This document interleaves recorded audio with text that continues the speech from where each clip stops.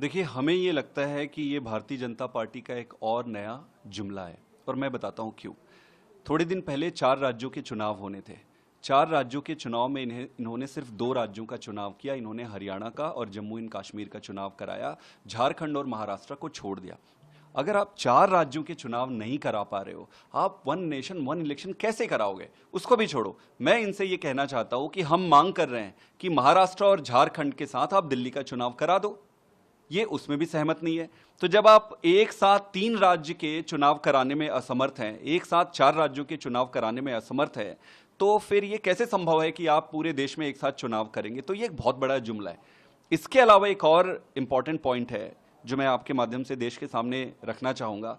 क्या होगा अगर बीच में कोई सरकार गिर जाती है? अगर 5 साल के कार्यकाल में 2.5 साल में कोई सरकार गिर जाती है, तो क्या 2.5 साल फिर राष्ट्रपति शासन लगेगा वहां पे? और 2.5 साल राष्ट्रपति शासन लगेगा तो क्या बीजेपी ये सोच रही है कि वो फिर राष्ट्रपति शासन के थ्रू अपनी मनमर्जी एलजी के माध्यम से अपनी मनमर्जी चलाएंगे? एलजी के माध्यम से कई सारे डेमोक्रेटिकली इलेक्टेड गवर्नमेंट्स को और राज्यों को डिस्टेबलाइज करने का काम बीजेपी ऑलरेडी कर रही है। तो क्या ये इनका एक सिनिस्टर प्लान है कि ऐसे करके राज्यों को डिस्टेबलाइज किया जाए?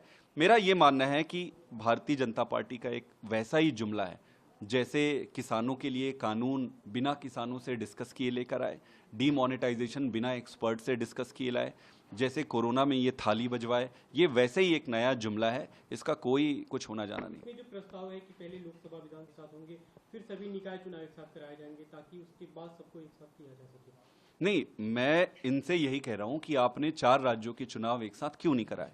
उसको भी छोड़ो, अभी जो 3 राज्य हैं हम मांग कर रहे हैं कि दिल्ली का चुनाव आप झारखंड और महाराष्ट्र के साथ कराओ, आप उसको कराओ।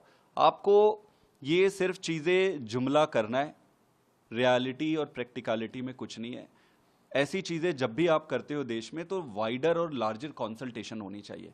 इस देश में लगभग 6 मेजर पॉलिटिकल पार्टीज हैं, 57 के आसपास स्टेट पार्टीज हैं, अराउंड 3000 छोटे छोटे पॉलिटिकल पार्टीज हैं। आप अगर सभी को लेवल प्लेइंग फील्ड्स नहीं दोगे तो फिर डेमोक्रेसी चलेगा कैसे? जो कमेटी है रामनाथ कोविंद ने जिसको हेड किया, बताया कोर्ट में था कि ज्यादातर दलों ने इसे लेकर सहमति दी कि कराया जा सकता है।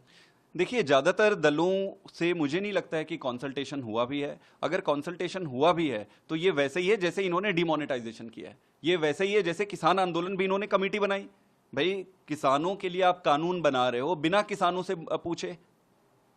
तो जो हश्र किसान के काले कानून का हुआ है, जो हश्र इनके डिमोनेटाइजेशन का हुआ है, वही हश्र इसका हुआ है। कहा जा रहा है कि इस पे शीतकालीन सत्र में भी लगेगा, तो क्या आम आदमी पार्टी उसका विरोध करेगी? क्योंकि आप देखिए, हमें ये लगता है कि ये जुमला है, इसमें कोई सीरियसनेस नहीं है, तो स्वाभाविक रूप से आम आदमी पार्टी इसका विरोध करेगी। सरकार जो प्रश्न हम पूछ रहे हैं उसका उत्तर लेकर सामने आए। हर एक कंस्ट्रक्टिव चीजों के लिए हम सहमति देने के लिए तैयार है, बट हमें नहीं लगता कि सरकार खुद सीरियस है। हमें लगता है कि एक जुमला है। न्यूज नेशन अब व्हाट्सएप पर खबरों की ताजा अपडेट के लिए न्यूज नेशन के इस क्यूआर कोड को स्कैन करें।